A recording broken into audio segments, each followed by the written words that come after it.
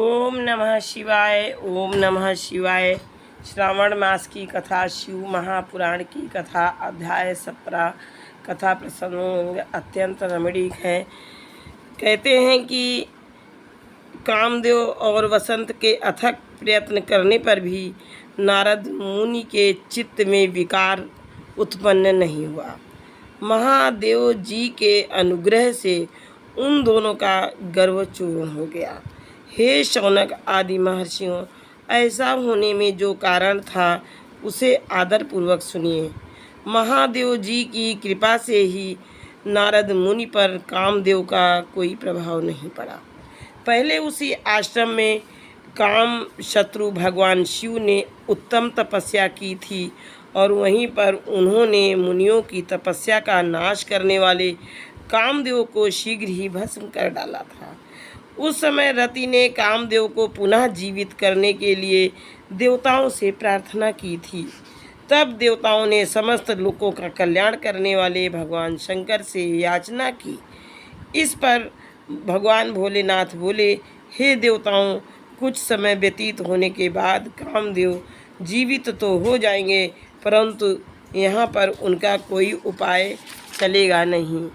हे अमरगण, यहाँ खड़े होकर लोग चारों ओर जितनी दूर तक की भूमि को नेत्रों से देख पाते हैं, वहाँ तक कामदेव के बाणों का प्रभाव नहीं चल सकेगा, इसमें कोई संशय नहीं है।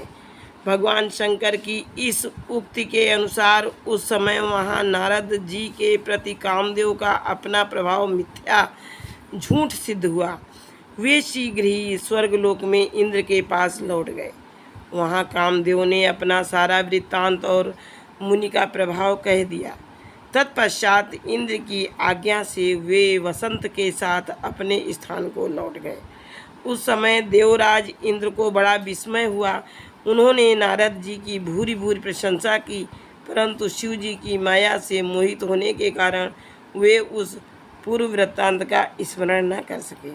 वास्तव में इस संसार में सभी प्राणियों के लिए शंभु की माया को समझना जानना अत्यंत कठिन है। जिसने अपने आप को शिव को समर्पित कर दिया है, उस भक्त को छोड़कर शेष संपूर्ण जगत उनकी माया से मोहित होता है। नारद जी की भगवान शंकर की कृपा से वहाँ चिरकाल तक तपस्या में लगे रहे। अंत में अपनी तपस्या को पूर्ण हुआ जानकर वे मुनि उससे विरत हो गए। कामदेव पर अपनी विजय मानकर उन मुनीश्वर को व्यर्थ ही गर्व हो गया। भगवान शिव की माया से मोहित होने के कारण उन्हें यथार्थ बात का ज्ञान नहीं रहा। हे मुनिश्रेष्ठों, भगवान शिव की महामाया धन्य है, धन्य है। ब्रह्मा विष्णु आदि देव भी उनकी गति को नहीं देख पाते हैं। उस माया से अत्यंत मोहित मुनि शिरोमणि नारद गर्व युक्त होकर अपना काम विजय संबंधी वृत्तांत बताने के लिए तुरंत ही कैलाश पर्वत पर गए। वहाँ रुद्रदेव को नमस्कार करके गर्व से भरे हुए मुनि ने अपने आप को महात्मा, प्रभु तथा कामजेता मानकर उनसे अपना सारा वृत्तांत कहा। यह सुनकर भक्त वत्सल शंकर जी अपनी माया से मोहित वास्तविक कारण से अनभिज्ञ तथा भ्रष्ट चित्त नारद जी से कहने लगे। भगवान शिव बोले, हे तात, हे नारद, हे प्राज्ञ, तुम धन्य हो। मेरी बात सुनो। अब से फिर कभी ऐसी बात कभी ना कहना और विशेषता भगवान विष्णु के सामने तो इसकी चर्चा कदापि ना करना। तुमने मुझसे अपना जो वृत्तांत बताया है उसे पूछने पर भी दूसरों के सामने ना कहना। यह सिद्धि संबंधी वृत्तांत सर्वथा गुप्त रखने योग्य है, इसे कभी किसी से प्रकट नहीं करना चाहिए। तुम मुझे विशेष प्रिय हो, इसीलिए अधिक जोर देकर मैं तुमसे यह शिक्षा देता हूँ, क्योंकि तुम भगवान विष्णु के भक्त हो और उनके भक्त होते हुए मेरे अत्यंत अनुगामी हो। इस प्रकार बहुत कुछ कहकर संसार की सृष्टि करने वाले भगवान रुद्र ने नारद जी को शिक्षा दी, परंतु शिव की माया से मोहित होने के कारण नारद जी ने उनकी दी हुई शिक्षा को अपने लिए हितकर नहीं माना। भावी कर्म गति अत्यंत बलवान होती है, उसे बुद्धिमान लोग ही जान सकते हैं। भगवान शिव की इच्छा को कोई भी मनुष्य टाल नहीं सकता है। कहते हैं कि प्रबला भावनी कर्म गति गेया विचक्षणई ना निर्वाया जनई के शीत पीछा सयो शांकरी। अर्थात कर्म गति अत्यंत बलवान होती है, उसे बुद्धिमान लोग ही जान पाते हैं। भगवान शिव की इच्छा से कोई भी मनुष्य उसे टाल नहीं सकता है। इसके बाद मुनि शिरोमणि नारद ब्रह्मलोक में गए। वहाँ ब्रह्मा जी को नमस्कार करके उन्होंने अपने तपोबल से कामदेव को जीत लेने की बात कही।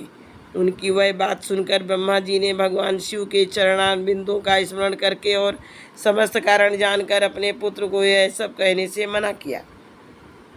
नारद जी शिव की माया से मोहित थे, अतएव उनके चित्त में मद का अंकुर जम गया था। इसलिए ज्ञानियों में श्रेष्ठ नारद जी ने ब्रह्मा जी की बात को अपने लिए हितकर नहीं समझा। इस लोक में शिव की जैसी इच्छा होती है वैसा ही होता है। समस्त विश्व उन्हीं की इच्छा के अधीन है और उन्हीं की वाणी रूपी तंत्री से बंधा हुआ है। तब नष्ट बुद्धि वाले नारद जी अपना सारा वृत्तांत गर्वपूर्वक भगवान विष्णु के सामने कहने के लिए वहाँ से शीघ्र ही विष्णुलोक में चले गए। नारद मुनि को आते देखकर भगवान विष्णु बड़े आदर से उठकर शीघ्र ही आगे बढ़े और उन्होंने मुनि को हृदय से लगा लिया। उन्हें मुनि के आगमन के हेतु का ज्ञान पहले से ही था। नारद जी को अपने आसन पर बैठाकर भगवान शिव के चरणार बिंदु का स्मरण करके श्री हरि विष्णु ने उनसे यथार्थ तथा गर्वनाशक वचन कहने लगे। विष्णु बोले, हे तात, आप कहाँ से आ रहे हैं? यहाँ किस लिए आपका आगमन हुआ है? हे मुनिश्रेष्ठ, आप धन्य हैं, आप धन्य हैं। आपके शुभागमन से मैं पवित्र हो गया हूँ। भगवान विष्णु का यह वचन सुनकर गर्व से भरे हुए नारद मुनि ने मद से मोहित होकर अपना सारा वृत्तांत बड़े अभिमान के साथ बताया। नारद मुनि का वह अहंकार युक्त वचन सुनकर मन ही मन शिव के चरणारविंदों का स्मरण कर भगवान विष्णु ने उनके काम विजय के समस्त यथार्थ कारण को पूर्ण रूप से जान लिया। इसके पश्चात शिव के आत्मस्वरूप परम शैव सुबुद्ध भगवान विष्णु भक्तिपूर्वक अपना सिर झुकाकर हाथ जोड़कर परमेश्वर कैलाशपति शंकर की स्तुति करने लगे। विष्णु जी बोले, हे देवेश्वर, हे महादेव, हे परमेश्वर, आप प्रसन्न हो। हे शिव, आप धन्य हैं और सबको विमोहित करने वाली आपकी माया भी धन्य है। इस प्रकार परमात्मा शिव की स्तुति करके हरि अपने नेत्रों को बंद कर उनके चरण कमलों में ध्यानास्थित होकर चुप हो गए। विश्वपालक हरि शिव के द्वारा जो होना था उसे हृदय से जानकर शिव के आज्ञानुसार मुनिश्रेष्ठ नारद जी से कहने लगे। विष्णु जी कहते हैं, हे मुनिश्रेष्ठ, आप धन्य हैं, आप धन्य हैं, आप तपस्या के भंडार हैं और आपका हृदय बड़ा ही उदार है। हे मुने, जिसके भीतर भक्ति, ज्ञान और वैराग्य नहीं होते, उसी के मन में समस्त दुखों को देने वाले काम, मोह आदि विकार शीघ्र उत्पन्न होते हैं। आप तो नैष्ठिक ब्रह्मचारी हैं और सदा ज्ञान और वैराग्य से युक्त रहते हैं, फिर आप में काम विकार कैसे आ सकता है? आप तो जन्म से निर्विकार तथा शुद्ध बुद्धि वाले हैं।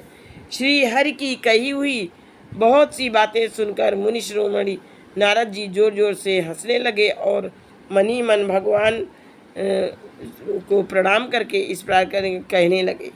नारद जी बोले, हे स्वामिन, यदि मुझ पर आपकी कृपा है तब कामदेव का मेरे ऊपर क्या प्रभाव हो सकता है? ऐसा कहकर भगवान के चरणों में मस्तक झुकाकर इच्छानुसार विचरने वाले नारद मुनि वहाँ से चले गए। इस प्रकार से जब नारद मुनि वहाँ से चले गए तो सूत जी कहते हैं कि ऋषिगण बोलते हैं, हे सूत, हे सूत, हे महाभाग, हे व्यासिष्ठ, आपको नमस्कार है। हे तात, कृपा पूर्वक आपने हमें सभी को जो कथा सुनाई है यह निश्चित ही आश्चर्यजनक है। हे तात, मुनि के चले जाने के पश्चात भगवान विष्णु ने क्या किया और नारद जी कहाँ गए, वह सब आप हम लोग को बताएं। व्यास जी बोले, उन ऋषियों की बात सुनकर पौराणिकों में श्रेष्ठ तथा बुद्धिमान सूत जी नाना प्रकार की सृष्टि करने वाले शिव का स्मरण करके कहने लगे। सूत जी बोले, हे महर्षियों, उन नारद मुनि के इच्छानुसार वहाँ से चले जाने पर भगवान शिव की इच्छा से माया विशारद श्री हरि ने तत्काल अपनी माया प्रकट की। उन्होंने मुनि के मार्ग में एक विशाल 100 योजन विस्तार वाले अद्भुत तथा अत्यंत मनोहर नगर की रचना की। भगवान ने उस अपने वैकुंठ लोक से भी अधिक रमणीय बनाया था। नाना प्रकार की वस्तुएं उस नगर की शोभा बढ़ाती थीं। वहाँ स्त्रियों और पुरुषों के लिए बहुत से विहार स्थल थे। वह नगर चारों वर्णों के लोगों से युक्त था। वहाँ शील निधि नामक ऐश्वर्यशाली राजा राज्य करते थे। वे अपनी पुत्री का स्वयंवर करने के लिए उद्यत थे, अतः उन्होंने महान उत्सव का आयोजन किया था। उनकी कन्या का वरण करने के लिए उत्सुक चारों दिशाओं से बहुत से राजकुमार आए थे, जो नाना प्रकार की वेशभूषा तथा सुंदर शोभा से प्रकाशित हो रहे थे। उन राजकुमारों से वह नगर भरा पूरा दिखाई पड़ रहा था। ऐसा राजनगर को देख नारद जी भी मोहित हो गए।